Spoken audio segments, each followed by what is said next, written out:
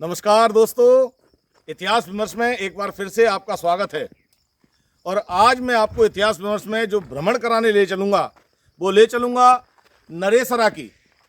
नरेसरा एक प्रतिहार शासन के समय का ऐतिहासिक स्थल है जिसका निर्माण प्रतिहार शासकों ने कराया था।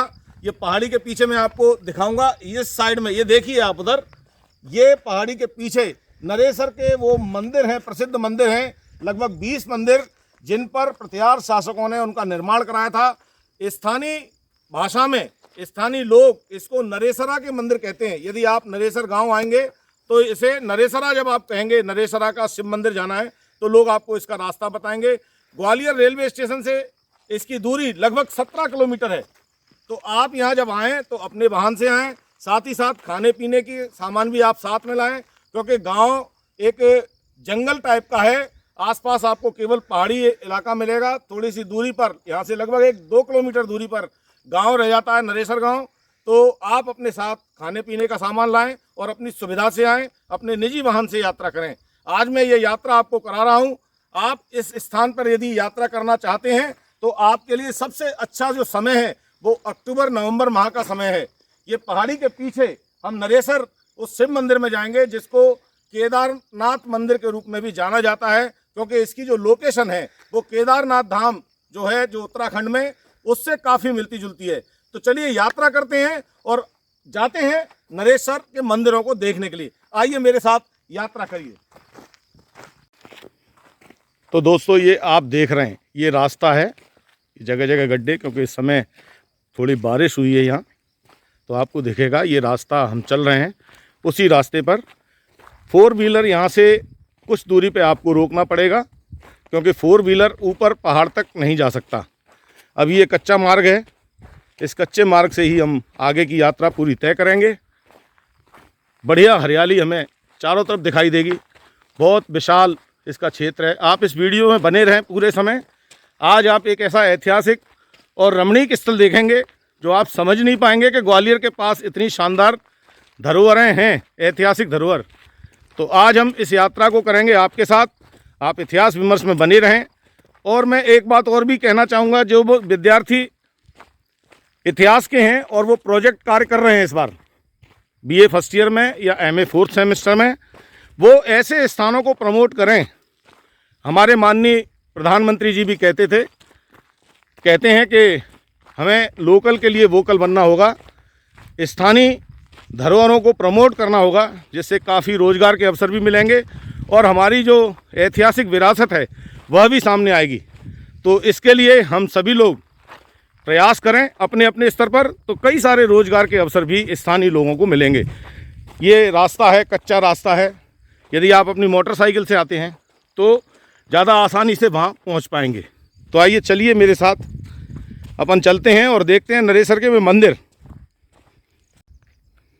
ये हम उसी रास्ते पर आगे बढ़ रहे हैं। देखो दोस्तों, मैं अभी आपको एक और मज़ेदार चीज़ दिखाता हूँ। चूँकि ये पूरा स्थान ऐसा है, सूना स्थान है, यहाँ छाया भी बहुत कम है। इस प्रकार की छायादार जो स्थान हैं वो लोकल लोगों ने बनाए हैं, जो स्थानीय स्तर के लोग हैं। इन्होंने, क्योंकि वो भैंस, गाय या अपने और जानवरों को चराने इसी स्थान पर लाते हैं, तो उन्होंने ये स्थान बनाया है जहाँ शाम को, जहाँ थोड़ी सी छाया उनको महसूस हो। ये देखिए, बाकी आप इसको देखेंगे, पूरा विहंगम दृश्य देखें। चारों ओर पहाड़ी है और इस पहाड़ी को खोदा जा रहा है लगातार मुरम के लिए। बड़े बड़े पहाड़, ग्वालियर में चारों ओर पहाड़ हैं। उन पहाड़ों के बीच ऐसी ऐतिहासिक धरोहरें कई सारी हैं।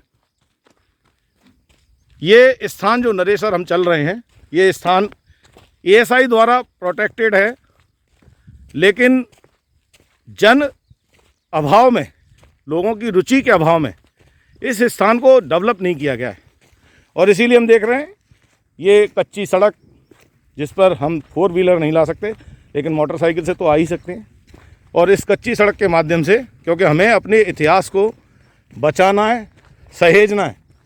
बगल में ही यहाँ तालाब का निर्माण भी हो रहा है इस स्थान में, पानी को एकत्रित करने के लिए, जिससे यहाँ की जो जल की समस्या है वो दूर हो। तो इस प्रकार तालाब का निर्माण भी है।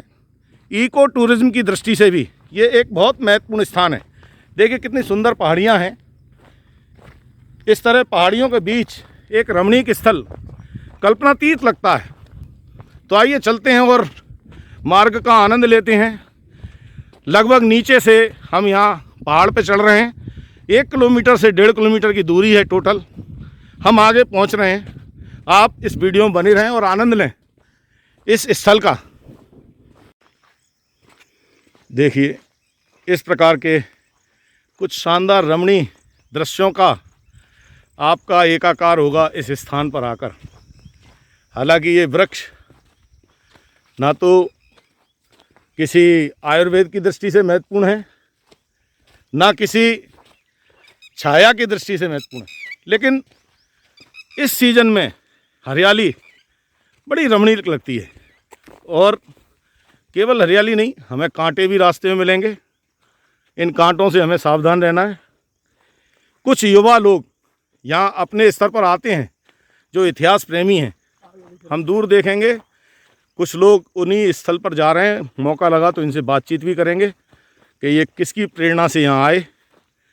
कुल मिला के स्वप्रेरणा बहुत ज़रूरी है ऐसे स्थानों पर जाने से। और यदि हम ऐसे स्थानों पर जाएंगे तो शासन प्रशासन भी ऐसे स्थानों पर सुविधा देने के लिए बाध्य होगा। जब हम इनको इग्नोर करेंगे तो ऐसे स्थानों की जो महत्ता है वो अपने आप में कम होती चली जाती है। हम अपने स्थानों से दूर दूर तक जाते हैं, बड़े बड़े शहरों में जाते हैं और ऐसा ही स्ट्रक्चर देखकर बड़े प्रसन्न होते हैं। लेकिन यदि हम यहाँ आए, अपने आसपास के क्षेत्रों में देखें, तो ऐसे कई स्थान हैं कि जहाँ ऐसे स्थानों को हम देख सकते हैं, नज़दीक से गर्व महसूस कर सकते हैं अपनी ऐतिहासिक विरासत पर, अपनी संस्कृति पर। प्रत्यारकालीन ये जो स्थापत्य है ये बहुत महत्वपूर्ण है। अभी थोड़ी देर में हम वहाँ पहुँचने वाले हैं। आप चलिए, थोड़ा बच के चलना है। ये पेड़ में कांटे हैं, थोड़ा झुक के संभल के और आगे बढ़ें। नीचे भी कुछ कांटे हैं तो देख कर चलें और आप तैयारी से आएँ, स्पोर्ट्स शू वगैरह पहन के आएँ। कच्चा रास्ता है जिससे किसी प्रकार की आपको कठिनाई ना हो। देखिए मित्रों, ये संभवतः नरेसर का परकोटा रहा होगा।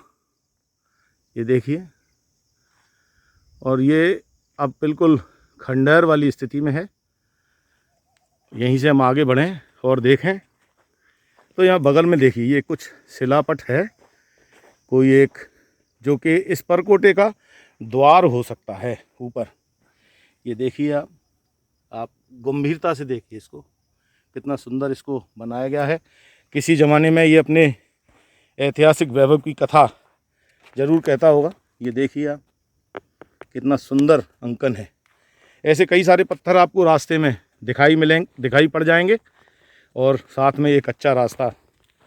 इस पगडंडी मार्ग से ही हमें आगे बढ़ना है और चलते चलना है। अभी नरेसर की पहाड़ियाँ थोड़ी सी दूर है। ये पहाड़ी जो आप देख रहे हैं वो सामने, इसी पहाड़ी के पीछे केदारेश्वर मंदिर या नरेश्वर मंदिर है, जिसकी भव्यता और दिव्यता जग जाहिर है। लोग, बड़े बड़े आर्कोलॉजिस्ट जो हैं वो यहाँ आते हैं, उनके विद्यार्थी अध्ययन करते हैं। जीवाजी विश्वविद्यालय में भी पुरातत्व विभाग इस स्थान पर शोध कार्य के लिए प्रेरित करता है। कई विद्यार्थी इसमें शोध कार्य कर भी रहे हैं। पर्यटन विभाग भी यहाँ इको टूरिज्म की दृष्टि से काम कर रहा है। तो आपको भी जब समय मिले, अपने परिवार के साथ, अपने मित्रों के साथ ऐसे स्थानों का भ्रमण अवश्य किया करें। और चल रहे हैं पैदल, आपको आगे का रास्ता बताते हैं और चलते हैं मंदिर की ओर। देखिए, ये मैं आपको महत्वपूर्ण एक स्थान बता रहा हूँ, आप गौर से देखिए। ये जो पूरा क्षेत्र है, एक पूरा चौरस मैदान, ये नरेसर के मंदिरों के पास बनी हुई बस्ती के होने का प्रमाण है। इसके चारों ओर एक परकोटा था। आप इसे देखें, ये कुछ स्थान आपको यहाँ दिखाई देगा। ये दीवार जो आप देख रहे हैं, इस प्रकार के परकोटे इसके चारों ओर हैं। कुछ हैं, कुछ खंडित हो चुके हैं और उनके माध्यम से हम ये जान सकते हैं कि यहाँ पहले लोग रहते रहे होंगे। ये देखिए आप दूर, इसको मैं नज़दीक लेके आपको चलता हूँ। ये देखिए परकोटा, ये जो दीवारें हैं, ये दीवारें इस बात का प्रमाण हैं कि यहाँ लोग पहले रहते थे। ख़ास तौर पर जो मंदिर के व्यवस्थापक थे, उनके लिए ये कॉलोनी रही होगी। आज यहाँ कोई नहीं है। देखिए मित्रों, इसी रास्ते पर आगे बढ़ने पर हमें ये सती स्तंभ दिखाई देता है। आपको ऐसे स्तंभ बहुत सारे स्थानों पर मिलेंगे जो सती स्तंभ के नाम से प्रसिद्ध हैं।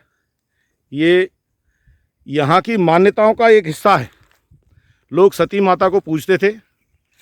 ये देखिए बड़े बड़े पत्थर, और ये कभी अपने पूरे वैभव में रहे होंगे। ये देखिए ये जो मूल रास्ता है मंदिर की ओर जाने का, आज इसकी ये पोजीशन है।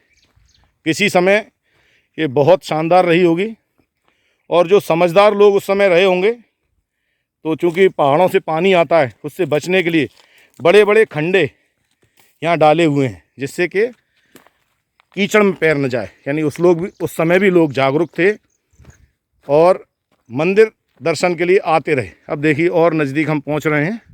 ये एक और शानदार परकोटा, वाह मज़ा आ गया, लाजवाब। ये देखिए हम और नज़दीक पहुँचते जा रहे हैं मंदिर के। निश्चित रूप से ये आपको अपनी संस्कृति पर खुशी मनाने का एक अवसर है। देखिए मैं आपको एक छोटे छोटे पत्थर दिखाऊं या किस प्रकार से वो डले हुए हैं। बस दुर्भाग्य इस बात का है कि ASI प्रोटेक्ट होने के बाद भी ये इस प्रकार से पड़े हुए पत्थर हैं। ये देखिए एक आकृति है जो सती स्तंभ जैसी ही है। अपनी कहानी स्वयं कहते हुए इस पर काफ़ी संभावनाएं हैं रिसर्च की, और इस क्षेत्र में होने वाले ये हम देखते हैं चाइना वॉल जिसको हम कहते हैं, उसी तरह से ये एक वॉल है। देखिए कितनी इसकी मोटाई है। आप कल्पना कीजिए अपने समय में कितनी वैभवशाली ये रही होगी। ये देखिए किस प्रकार का आर्किटेक्चर यहाँ का उस समय का रहा होगा, ये कल्पना की जा सकती है। इन खंडरों को देखकर यह बताया जा सकता है कि इमारत कितनी भव्य रही होगी। ये देखिए यहाँ भी नज़दीक में ये ऐसे जो स्थान है, कुछ पत्थर हैं वो पड़े हुए हैं, ये देखिए। और ये छोटी छोटी खाइयाँ जो कुंड के रूप में काम आती रही होंगी। मंदिर जाते समय हाथ पैर पखार कर ये लोग मंदिर में जाते थे। तो इस प्रकार के कई सारे स्थान, और आप देखेंगे ये कांटे भी अब यहाँ उगाए हैं जगह जगह, क्योंकि इसकी कोई प्रॉपर व्यवस्था नहीं है। यदि लोग इस तरह के स्थानों पर लगातार आते जाते रहेंगे तो निश्चित रूप से प्रशासन भी इस तरह की चीज़ों के लिए सजग होगा और आगे बढ़ेगा। ये देखिए आप, ये देखिए किस प्रकार की, लेकिन थोड़ा सर बचाकर, क्योंकि ऊपर कांटोंदार पेड़ है और यहाँ से सुरक्षित निकलना बहुत ज़रूरी है।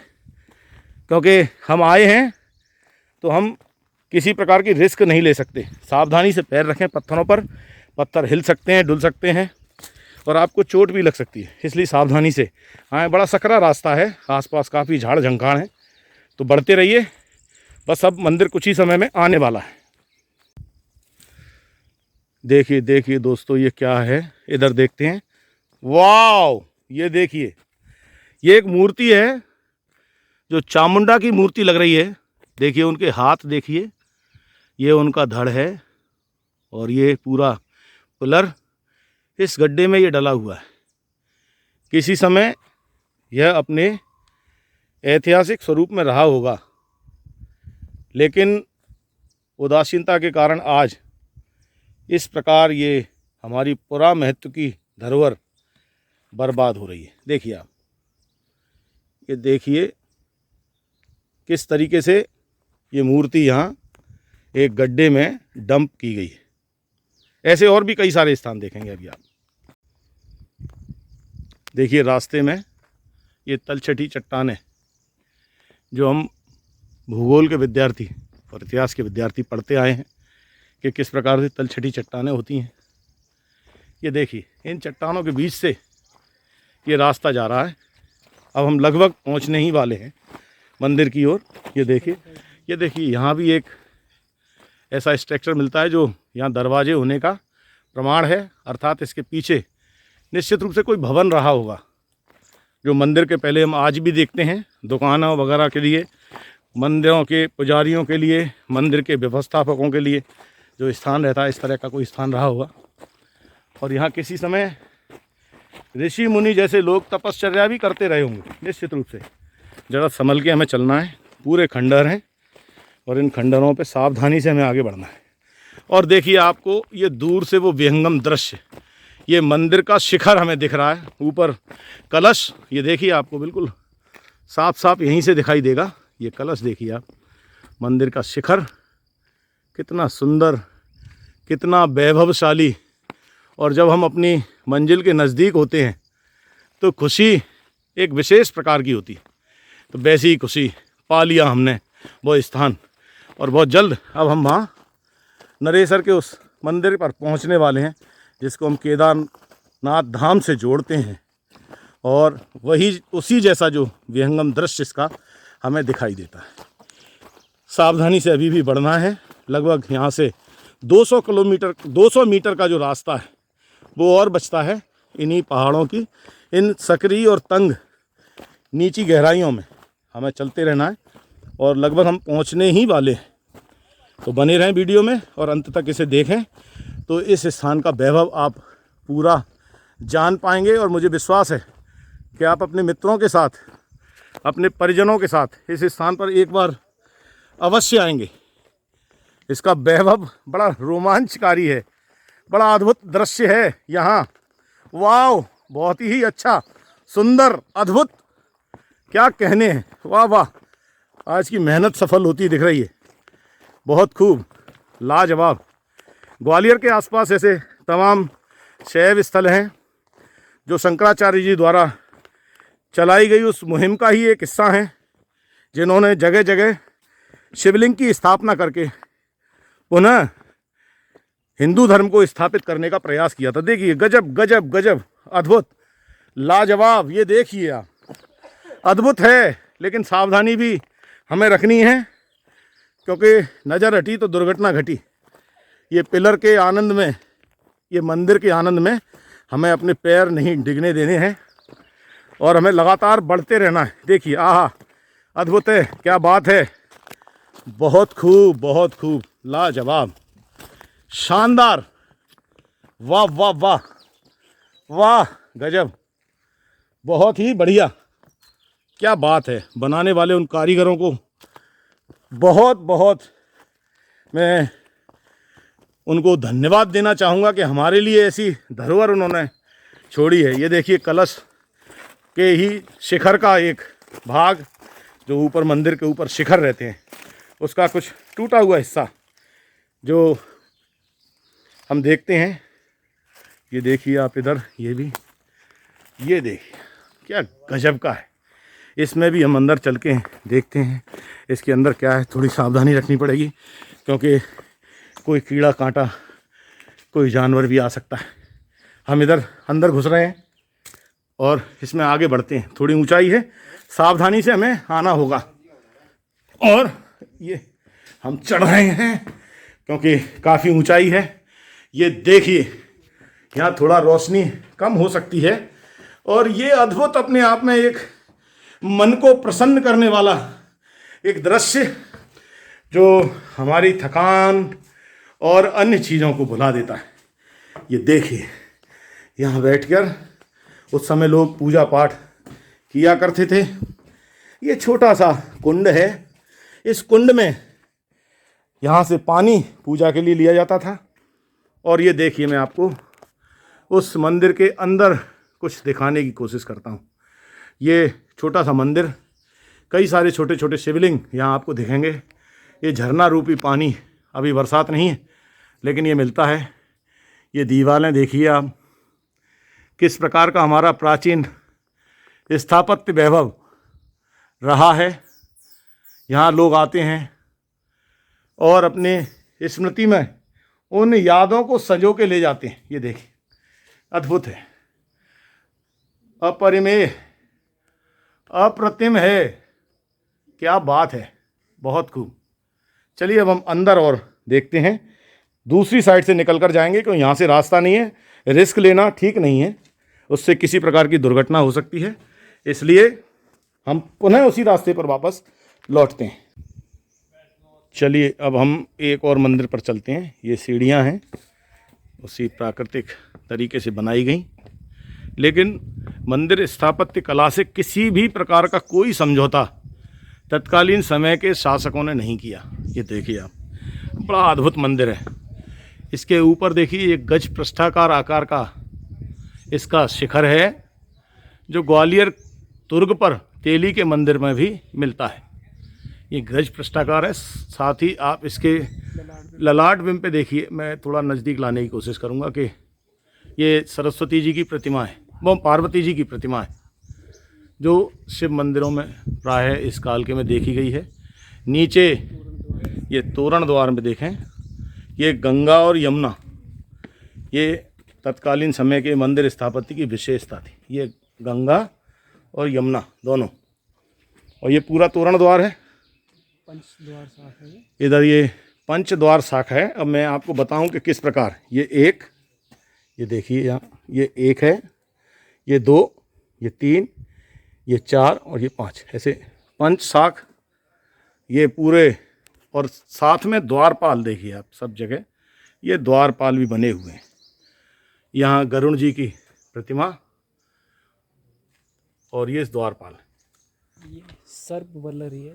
और ये बगल में देखें गरुण प्रतिमा के बगल से सर्प वल्लरी, ये देखिए आप गौर से इसको देखने की कोशिश करें। सर्पाकार इसका दोनों ही साइड में इस तरह से डिजाइन इसको किया गया। मंदिर अंदर से कोई मूर्ति नहीं है यहाँ, लेकिन निश्चित रूप से यहाँ शिवलिंग रहा होगा, क्योंकि ये शिवलिंग की पीठ दिखाई दे रही है इस समय, और लगभग जर्जर अवस्था में ये मंदिर इस समय है, लेकिन अपनी ऐतिहासिकता की कहानी मूक बनकर कहती हुई।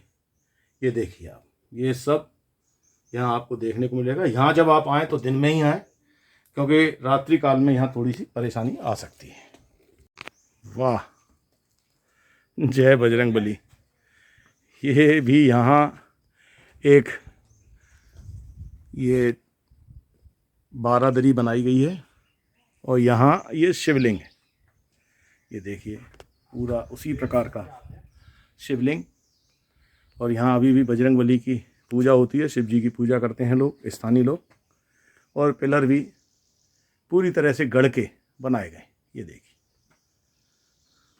आगे बढ़ते हैं, कुछ और मंदिर देखते हैं। इसी मंदिर परंपरा में एक और मंदिर देखें यहाँ, ये भैरव जी की प्रतिमा है। ये देखिए, साथ में ये गंगा जी। अब ये गंगा जी कैसे हैं, हम आपको यही बताना चाहेंगे। ये इनका वाहन मकर, जो इनका वाहन है, और इसी प्रकार यमुना एक साइड ये आपको दिखाई देंगे। ये गणपति यहाँ आपको दिखाई देंगे, ये देखिए आप। और ये मंदिर आप देख रहे हैं, अंदर से इसका गर्भगृह खाली है, लेकिन मज़ेदार बात ये, जिस प्रकार कदवाह में इस क्षेत्रीय स्थान पर हमें मंदिर मिलते हैं 2 और 3 मंजिले, ये मंदिर जो है ये डबल स्टोरी है। ये देखिए आप, इसकी दूसरी स्टोरी है और ये पहली स्टोरी। तो ये मंदिर है, और जैसा कि हमने पहले भी चर्चा की, दोनों ओर गंगा और यमुना का अंकन। यमुना किस लिए, ये हम देखें, ये जो है ये कच्छप, ये कूर्मावतार जिसको हम ईश्वर ने लिया था, उनका ये वाहन है, जो विष्णु के दशावतार में भी इसका चर्चा की गई, कच्छप अवतार की। ये कच्छप जो है वो यमुना जी का वाहन। तो ये यहाँ, और गणेश जी का अंकन जैसे पहले हमने देखा, यहाँ रिद्धि सिद्धि नहीं है, केवल रिद्धि है। तो ऐसे, और ये जो मंदिर हम देख रहे हैं, इससे पूर्व में जो देखा था, ये उससे बाद का मंदिर है, वो पहले का मंदिर है। बड़ा विहंगम, बड़ा विशाल, बड़ा सुंदर अंकन इन मंदिरों का देखने में ही हम अगर खजुराहो गए हैं तो हमें उनकी भी कई बार याद आएगी, या हम ग्वालियर के पास बटेसर नाम का जो स्थान है उसे देखें तो उनकी भी याद हमें आ जाती है। ये देखिए शिवलिंग एक पृष्ठ पर रखा हुआ, और इसको प्रोटेक्ट करने के लिए भी बाद में ये कुछ पत्थर लगाए गए, लेकिन अब यहाँ कोई पूजा पाठ नहीं होती है, ये केवल स्ट्रक्चर है, छोटी छोटी मढ़ी, और ये भी एक खाली शिवलिंग का स्थान है, और ये भी एक मंदिर है। इस प्रकार के 13 मंदिर इस समय अच्छी अवस्था में हैं। कुछ मंदिर जो हैं वो यहाँ खंडित अवस्था में भी दिखाई देती हैं। ये देखिए गज पृष्ठाकार आकार में। और कुछ मंदिरों के जो शिखर हैं वो टूट चुके हैं, जो मैंने अभी आपको वीडियो में नीचे दिखाए थे, वे उन टूटे हुए शिखरों की ही आकृति है। अब देखिए ये शिवलिंग, ये किसी एक मंदिर से निकाल कर यहाँ रखा गया है, जो पहले इनमें से ही किसी एक मंदिर में रखा रहा होगा निश्चित रूप से। और ये देखिए ये इस पर गुदवाया गया है, एक जैसे शिलालेख कह सकते हैं हम। तत्कालीन समय में इसको खोद कर लिखा गया है। पूरी इसके संबंध में कहानी है, किस शैली में है ये हमें जानकारी लेके पता करना चाहिए। ये दोनों समय ओम नमः शिवाय वगैरह इसमें लिखा हुआ है। ये घंटी की आकृति है। उसी प्रकार से एक सर्पाकार इसमें अंदर। और ये मुख्य मंदिर, ये देखिए आप, थोड़ा अंधेरा है आपको क्योंकि लाइट नहीं है, इसलिए थोड़ा अंधेरा दिखाई देगा। ये देखिए शिवलिंग और सामने नंदी, ये दोनों है। ये देखिए गौर से देखिए आप, दिखाई दे रहा है। और ये भी ऐसे ही डबल स्टोरी मंदिर है। अंदर देखिए, अंदर यानी पूजा पाठ करने के लिए पर्याप्त स्थान, लोग यहाँ अपने आस्थाओं को पूर्ण कर सकते हैं। और साथियों अब ये वाला एक बहुत महत्वपूर्ण एक मैं आपको ये दिखा रहा हूँ।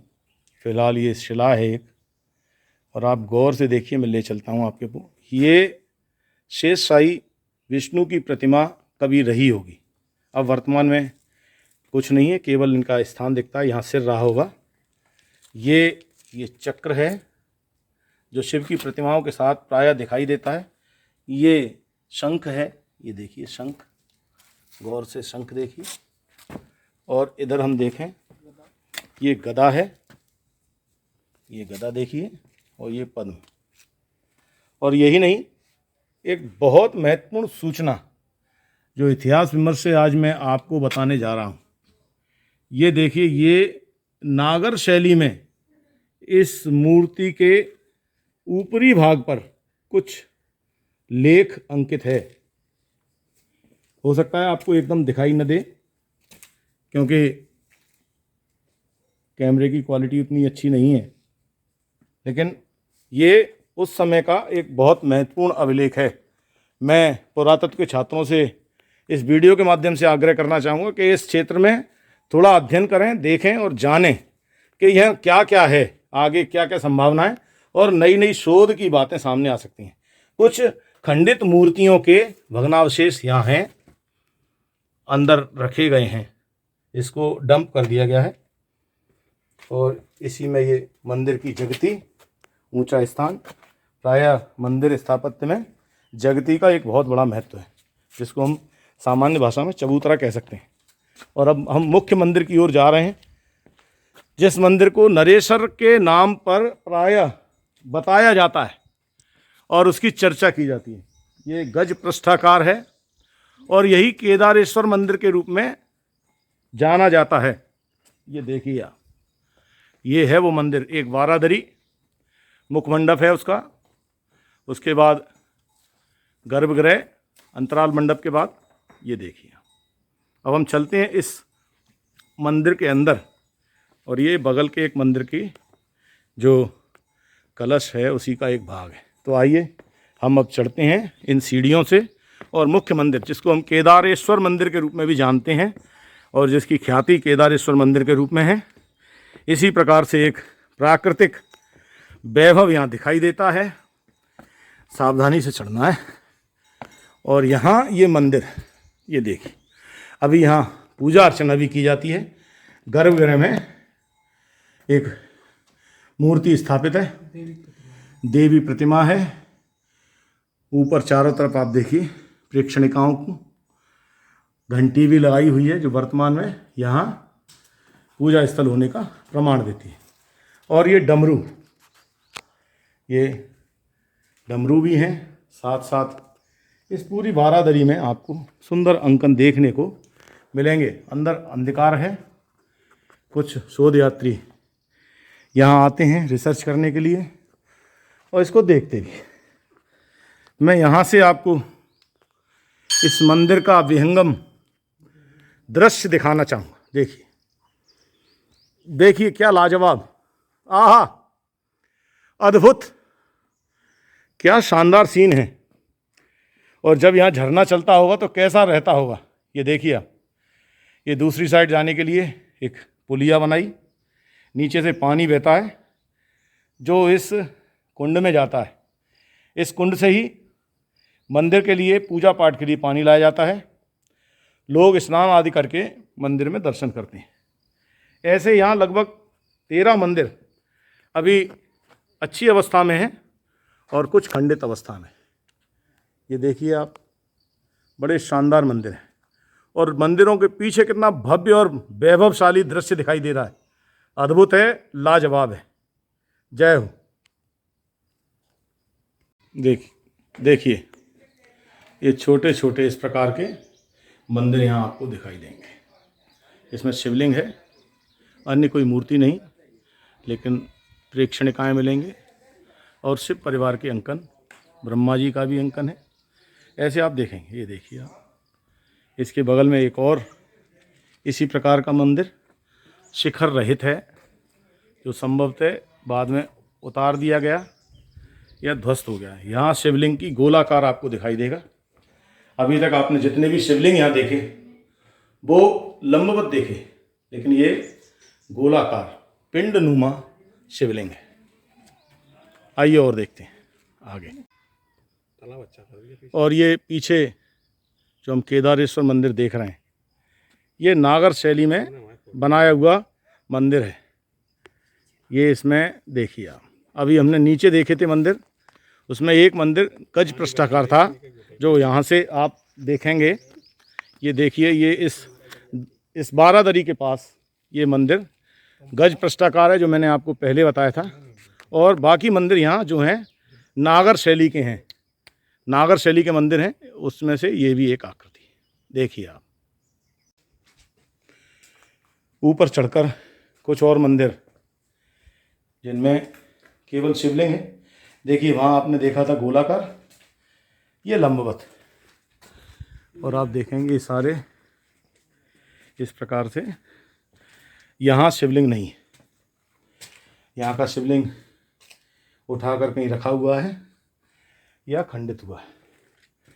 ऐसे ही और ये मंदिर हैं, ये पानी भरा हुआ है, बरसात के दिनों में पानी आ जाता है।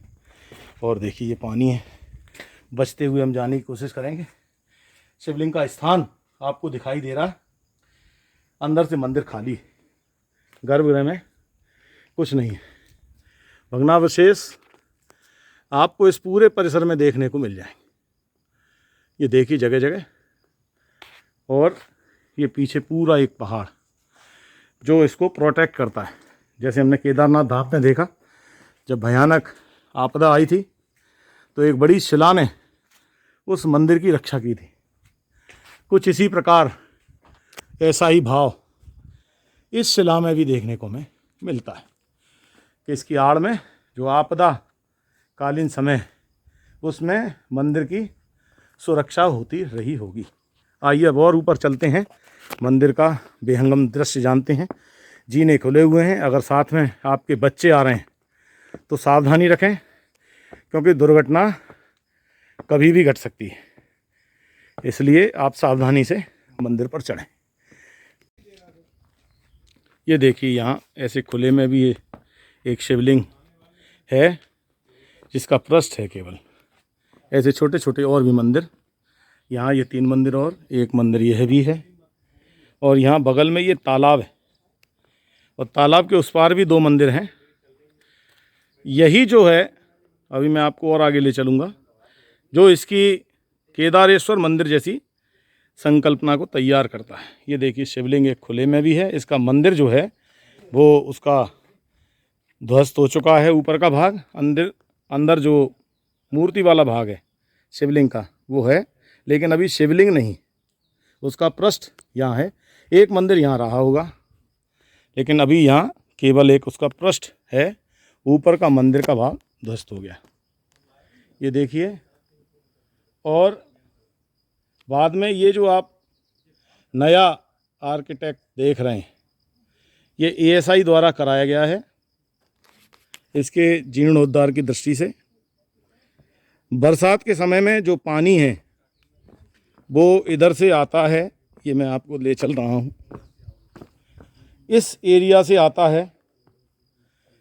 वो जो मोटरसाइकिल आप देख रहे हैं वहाँ से बरसात के दिनों में पानी आता है और इस तालाब से होते हुए, ये होते हुए ओवरफ्लो होने के बाद इस रास्ते से नीचे चला जाता है।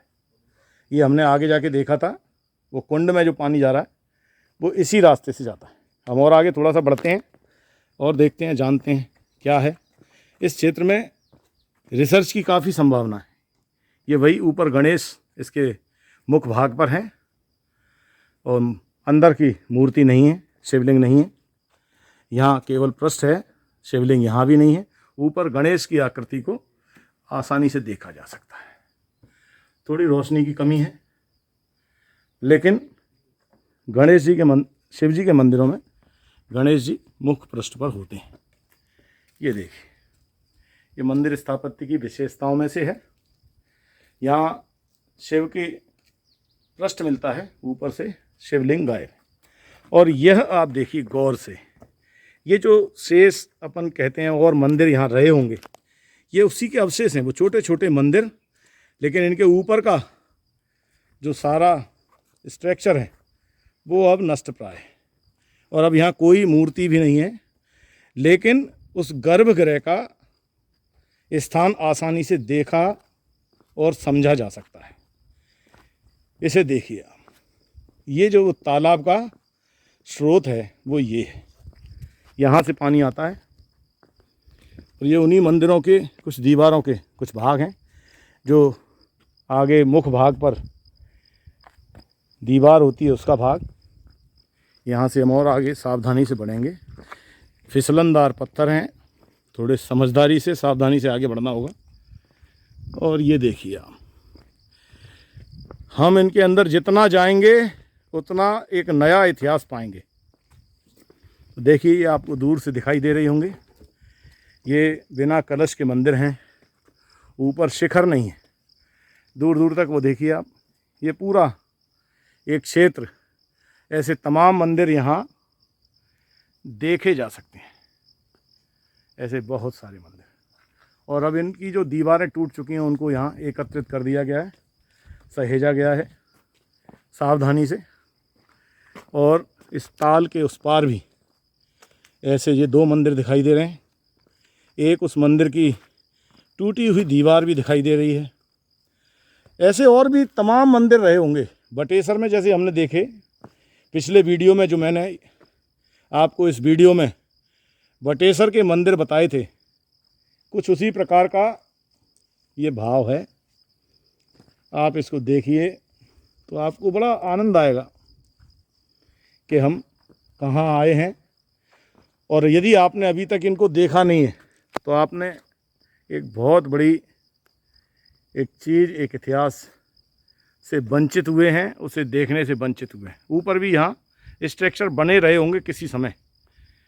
किस तरह से प्राचीन जो राजा थे अपनी संस्कृति को, अपनी धार्मिक परंपराओं और मान्यताओं को सहेजने के लिए प्रयास करते थे। मुखिया मुख से चाहिए, वह जो भाव था वो प्राचीन काल के राजाओं में था। प्रतिहारों ने भी उस बात को सिद्ध किया। ये ताल जो आगे बढ़कर बरसात के दिनों में केदारेश्वर धाम का दृश्य उत्पन्न करता है, बहुत शानदार। ये देखिए, ये यहाँ शिवलिंग रहा होगा और शिवलिंग पे जलहरी चढ़ाई जाती है, जल चढ़ाया जाता है। तो इस प्रकार से ये उसका रास्ता, पीछे से भी ऐसा है। मैं केवल एक मंदिर का आपको दिखा रहा हूँ जानकारी के लिए कि आपको पता चले। ये पूरा एक जो द्वार है, पूरा एक परकोटा है जिसमें मंदिर हैं। ये रास्ता ऐसे ही शिवलिंग के जल का आगे जाके इस ताल में मिल जाता है। हर एक मंदिर के आप इस मंदिर से भी कल्पना करें, इसके पीछे से ये यहाँ से निकली हुई धार है जो इस रास्ते से आके इस लाइन में मिलती है। ये देखिए पीछे भी इसको निर्माण किया गया है, जिससे यहाँ जो जल इन मंदिरों पर किसी समय चढ़ाते थे धार्मिक लोग, वो जल यहाँ से बाहर निकल जाए, पैरों में नहीं आए।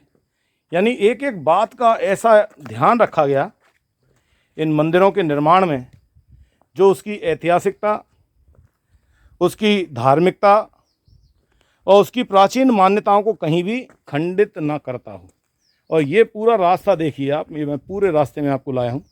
ये आगे जाके इस ताल में समाहित हो जाता है। ये जो आगे जाके यहाँ से वो जल पूरा नीचे निकल जाता है, जो हमने अभी देखा था, एक कुंड में जाता है।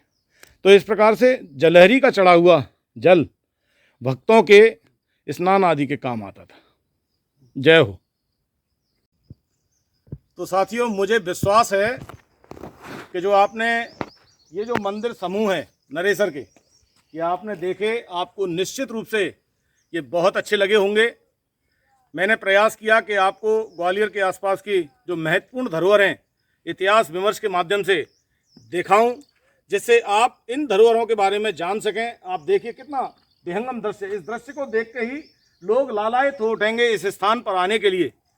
ये सामने इतना शानदार दृश्य है।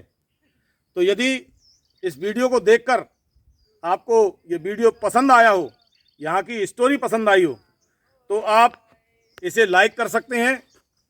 जिन साथियों ने अभी तक इतिहास विमर्श को सब्सक्राइब नहीं किया है, तो वो इसे सब्सक्राइब भी कर सकते हैं। साथ ही साथ बेल आइकन पर जाएं और ऑल के ऑप्शन पर जाएं, जिससे इतिहास विमर्श के माध्यम से विभिन्न विषयों पर जो मैं समय समय पर वीडियो लाता हूं, वो सबसे पहले आपको उसकी सूचना मिले। आप अपने मित्रों के साथ, अपने रिश्तेदारों के साथ और अन्य लोगों के साथ भी इस वीडियो को साझा कर सकते हैं, उसे शेयर कर सकते हैं, जिससे ग्वालियर के आसपास की हमारी जो वैभवशाली अतीत है, उस अतीत के बारे में लोग जानें। सामान्य तौर पर हम किला और अन्य छोटे मोटे स्थान देखकर ही ग्वालियर के इतिहास की कल्पना करने लगते हैं, जबकि हकीकत यह है कि ग्वालियर ऐसी ऐतिहासिक विरासतों से भरा पड़ा हुआ है। कभी आइए मेरे साथ इतिहास विमर्श की दृष्टि से इन स्थानों को देखिए। मैं फिर मिलूंगा अगले वीडियो में आपसे। तब तक के लिए नमस्कार।